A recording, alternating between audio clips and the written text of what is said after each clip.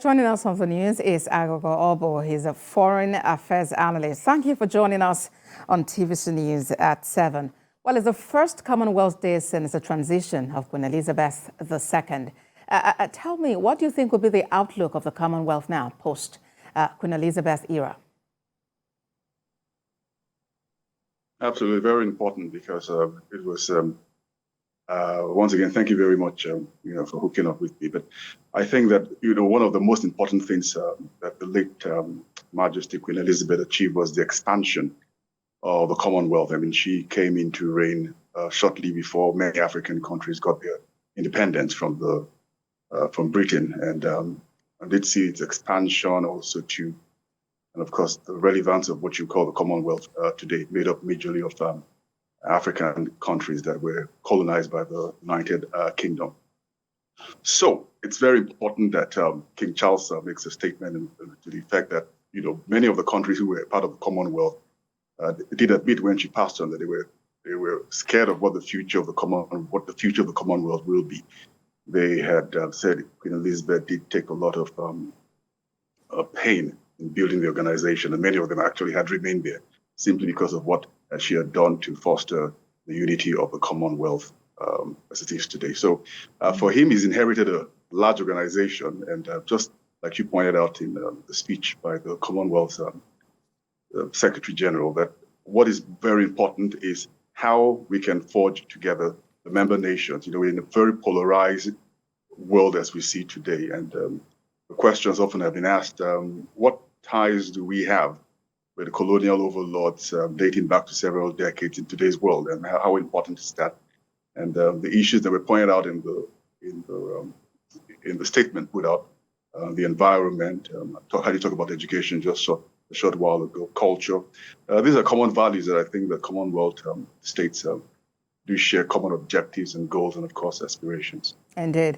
And Mr. Oboh, the King actually mentioned that the Commonwealth has always been a constant in his life. And in that message he put out, he said, he made a call that ours should be a Commonwealth that not only stands together, but strives together in restless and practical pursuit of the global common good. How united, really, do you see the countries making up the Commonwealth and achieving this public good? All right. So, for example, with democracy, it's a very easy one for them to, strike off the list and say, okay, good. We send observer missions, for example, like we recently conducted elections in Nigeria, where former South African President Thabo Mbeki was the head of the observer mission, and sort of draw a standard saying that this is what we accept as elections which have been considered fair and credible. I mean, they do this regularly when they send in observer missions, and you get observers move all across the states, like it happened in Nigeria, put out a statement. And they can look at that list of members of the Commonwealth nations and say how many of them have got democratic credentials. They've got elections happening on the regular. They've got members of parliament. They've got judiciary and all of that. And it's okay with them. But when it gets to more complicated matters like climate change and the environment, which you did make mention of, sustainable development, development which meets today's need without compromising future demands. Unfortunately, the Commonwealth nations, the African nations which make up the Commonwealth bloc, are united in the poor development indices, for example. I mean, how you mentioned education at the beginning. Nigeria's got over between 60 to 70 million adult population that cannot read or write.